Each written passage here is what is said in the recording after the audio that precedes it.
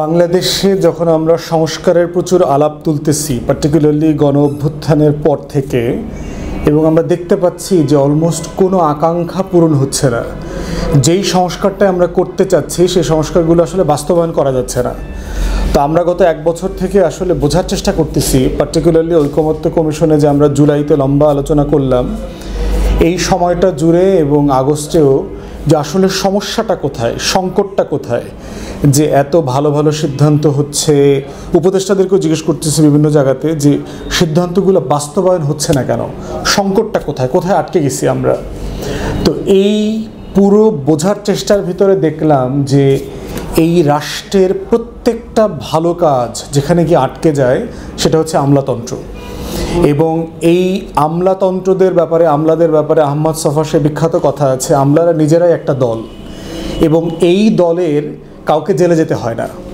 এই দল সরকারের পরিবর্তন হলে, ভোট হোক বা না হোক, সামরিক শাসন থাকুক আর গণতান্ত্রিক শাসন থাকুক, ফ্যাসিবাদ থাকুক আর একটু কম ফ্যাসিবাদ থাকুক, তারা তাদের জায়গাতে পদে একদম নির্বিকার দায়িত্ব পালন করছেন এবং বসে আছেন।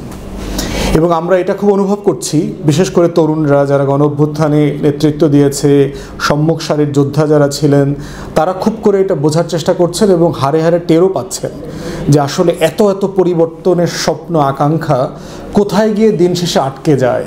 সেই ডিপ স্টেটটা কারা, এই রাষ্ট্রের ভিতরে রাষ্ট্রটা কারা। এবং আমাদের যে অভিজ্ঞতা আমরা দেখতে পাচ্ছি, সেই রাষ্ট্রের ভিতরে রাষ্ট্র হচ্ছে আমলাতন্ত্র, সামরিক এবং বেসামরিক দুই পক্ষই, যারা কোনো ধরনের সংস্কারে বিশ্বাস করে না, যাদের একমাত্র সংস্কার হচ্ছে তার পেট, তার রুটি রুজি, তার বড় গাড়ি, এর পরে পেনশনে যাওয়ার পরে একটা বড় লামসামের টাকা পাবেন কিনা, রাজুকের প্লট ফ্ল্যাট পাচ্ছেন কিনা, ছেলেমেয়েরা বিদেশে ইংলিশ মিডিয়ামে পড়ছে কিনা, বিদেশে গিয়ে সেটেল হইতে পারছে কিনা, বিদেশে পড়াশোনা করছে কিনা, তাদের জ্বর সর্দি কাশি দাঁতে ব্যথা হইলে সিঙ্গাপুরে, থাইল্যান্ডে, মাউন্ট এলিজাবেথে যেতে পারছেন কিনা, এই হচ্ছে তাদের জগৎ। তাদের এই পুরো 3.5 হাতের জায়গাটা হচ্ছে শুধু আমি, আমার ছেলে, আমার বউ, আমার মেয়ে এবং আমরা। এই আমরাটা হইল তার দৃষ্টিতে, তার চোখে বাংলাদেশ। হ্যাঁ, নিশ্চয়ই সার্টেনলি কিছু দেশপ্রেমিক মেধাবী আমলারা আছেন এবং তাদের সাথেও আমরা পরিচিত হয়েছি। এরকম মেধাবী বেশ কিছু আমলাদের সাথে আমরা দেখেছি যারা দিনরাত আসলে দেশের জন্য কাজ করছেন, দিনরাত ভাবেন দেশটাকে কি করা যায়, দেশকে কিভাবে অবদান রাখা যায় সেটা নিয়ে ভাবছেন। কিন্তু সংখ্যাটা খুব কম, খুবই কম। অনেক যোগ্য, প্রচণ্ড মেধাবী, প্রচণ্ড সৎ এবং দেশপ্রেমিক, এই যোগ্যতার আমলা প্রায় নাই বললেই চলে। এটাকে আপনি শখানে খুঁজে পাবেন কিনা সেটা আমার সন্দেহ আছে। এবং দেখেন, এক্সাম্পল দেই যে এই অকার্যকর দুর্নীতিবাজ আমলাতন্ত্র কীভাবে ফাংশন করে। শেখ মুজিবের শতবর্ষ উদযাপন নিয়ে একটা কমিটি হয়েছে। এই কমিটির যিনি সভাপতি ছিলেন, মুখ্য সচিব তখন, ডক্টর নাসের, উনি এখন জেলে আছেন। ওই কমিটির যিনি সদস্য সচিব ছিলেন এই সমন্বয়ক কমিটির শতবর্ষ উদযাপনের, সে হচ্ছে ডক্টর এমদাদুল্লাহ মিয়া। বর্তমানে সে এখন কৃষি সচিবের দায়িত্ব পালন করছেন। তার বিরুদ্ধে বিভিন্ন সময় বিভিন্ন জায়গাতে অভিযোগ উঠছে, 200 কোটি টাকা এই প্রকল্পের লেনদেনের ব্যাপারে অভিযোগ উঠেছে, যাচ্ছে তাই ক্ষমতার অপব্যবহার করার ব্যাপারে অভিযোগ উঠেছে, সরকারের টাকায় নিজের বাবা মা আত্মীয় স্বজনের নামে প্রতিষ্ঠান করা, স্কুল কলেজ করবার ব্যাপারে অভিযোগ উঠেছে। এত কিছুর পরে দেখবেন যে সে বহল তবিয়তে সচিবের দায়িত্ব পালন করছে, কৃষি সচিবের দায়িত্ব পালন করছে, খুব গুরুত্বপূর্ণ। এবং বাংলাদেশের সবচেয়ে ফাংশনাল অর্থনীতির জায়গা যে কৃষি, সেখানে তিনি দায়িত্ব পালন করছেন। এবং আমরা যেটা দেখলাম যে যেই সকল এই কৃষি ডিপার্টমেন্টের কর্মকর্তারা গত বছর গণ অভ্যুত্থানের সময় 3 তারিখে 4 তারিখে পর্যন্ত আওয়ামী মন্ত্রী রাজ্জাক, তারপরে Nasim Awami MP, so-called MP ছিল, এদের নেতৃত্বে যে কৃষি কর্মকর্তারা মিছিল করেছিল, সেখানে ধরেন এই যে সাইফুল নামে এক কর্মকর্তা ছিল, সে এখন কৃষি অধিদপ্তরের দায়িত্বে আছে। কিন্তু যারা বঞ্চিত ছিল, ডান ঘরানার, বিএনপির, জামাতের অথবা আওয়ামী লীগ করে নাই, অথবা সিম্পলি পেশাদার কর্মকর্তা, তারা এখনও বঞ্চিত এবং তাদেরকে বিভিন্ন জায়গাতে পোস্টিং দেওয়া হচ্ছে, ঢাকার বাইরে পাঠিয়ে দেওয়া হচ্ছে, ওএসডি করা হচ্ছে। তাহলে প্রশ্ন হচ্ছে, এই যে একটা ফেনোমেনা, ডক্টর এমদাদুল্লাহ মিয়া নামের যে একটা আওয়ামী দোসর, সে দেখলাম শেখ মুজিবের জন্য দোয়া পর্যন্ত করতেছে। কোন লেভেলের দালালিপনা সে করেছে, ক্ষমতার উৎসটা কোথায়? 1 বছর পরেও এই এমদাদুল্লাহ টাইপের ক্রিমিনালরা কিভাবে ক্ষমতায় থাকে, কিভাবে তারা দুই দুনিয়া এবং আখেরাত পরকাল সব দুনিয়ার বেহেশতের সব উপকরণ খাইতে পারে। আওয়ামী বেহেশতেও তারা ফল খায়, এরপরে অন্তর্বর্তীকালীন সরকারের বেহেশতেও তারা ফল খায়, এরপরে যখন জাতীয়তাবাদী বিএনপি সরকার আইব ওই বেহেশতেও তারা আঙ্গুর ফুল সব খাইব। তারা সব বেহেশতের ভিতরে হুট দেখে। এই এত ইমানদার আল্লাহর অলিরা কিভাবে আমাদের আমলাতন্ত্রে কাজ করে? তারা সচিবের দায়িত্বটা পাইল কোথায়? ক্ষমতার উৎস কোথায়? ক্ষমতার উৎস হচ্ছে আগামী দিনে যারা ক্ষমতায় যাবেন ওই রাজনৈতিক দলগুলোর ভিতরে কিছু ক্রিমিনাল আছে যারা সচিবালয়ে নিজেরা সিন্ডিকেট তৈরি করতেছে এবং বিভিন্ন রাজনৈতিক দলের নেতাদেরকে কর্মীদেরকে টাকা পয়সা দিয়ে এগুলো সে ম্যানেজ করতেছে, আমলাতন্ত্রের ভিতরে ম্যানেজ করতেছে। ঠিক একইভাবে দেখেন তথ্য আপা যে প্রকল্প আছে, একই প্রকল্পের ভিতরে আমরা দেখলাম যে গত কয়েক বছর ধরে পিডি, ডিপিডি, সচিব, মহিলা সংস্থার ইডি, এই যে টোটাল একটা বাটপার শ্রেণী আছে, আওয়ামী দালাল, দোসর, এদের নাম দেখি আবার এখন কদিন পরে প্রমোশন হইব, এরা ডেপুটি সেক্রেটারি থেকে জয়েন্ট সেক্রেটারি হইব, জয়েন্ট সেক্রেটারি থেকে এডিশনাল সেক্রেটারি হইব। 5 বছরেও ধরেন 5 বছর জুনিয়র, হেরাও এখন সচিব হইতে চায়।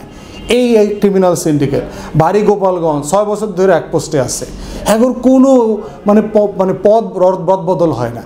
এই যে আল্লাহর অলিদেরকে নিয়ে যদি অন্তর্বর্তীকালীন সরকার চলে, এই আমলাতন্ত্র তো যা হওয়ার তাই হবে, এরা সবাই ফানাফিল্লা লেভেলে চলে যাবে। এই ফানাফিল্লা লেভেলের আমলা দিয়ে তো দেশের মানুষের কোনো লাভ হইব না। এই যে দেবীর 10 হাত, এই 10 হাতরে তারা প্রতি মাসে মাসে বঙ্গোপসাগরে ডুবাই দিয়ে আসে, বুড়িগঙ্গায় ডুবাই দিয়ে আসে, রাষ্ট্রকে তারা প্রতি মাসে মাসে এরকম ওই বিসর্জন দিতেছে, তারা এই যার যার পদে দায়িত্ব পালন করে করে। অতএব এই আমলাতন্ত্র দিয়ে অলি আল্লাহর কাজ হবে, বাংলাদেশ রাষ্ট্রের কোনো কাজ হবে না। অতএব এই কৃষি সচিবের মতো টাউট বাটপাট টাইপের দালাল টাইপের লোকরা যতদিন এই আমলাতন্ত্রে থাকবে কোনো লাভ হবে না। এই নারী ও শিশু বিষয়ক মন্ত্রণালয়ের যে দালাল আমলারা বসে আছে, ক্রিমিনাল, এদেরকে দুদক কেন ধরতেছে না? দুদকের চেয়ারম্যান মহোদয়কে বলবো যে আপনি অনেক যোগ্য এবং দক্ষ মানুষ, দয়া করে এই আমলাতন্ত্রের ভিতরে পরিষ্কার পরিচ্ছন্নতা, এই আবর্জনাগুলো পরিষ্কার করেন। প্রয়োজনে ঢাকা সিটি কর্পোরেশন থেকে যত ময়লার গাড়ি আছে, একদিন কোনো ময়লা পরিষ্কার হবে না ঢাকা সিটিতে, সব ময়লার গাড়িতে করে আপনি সচিবালয়ে পাঠাইবেন।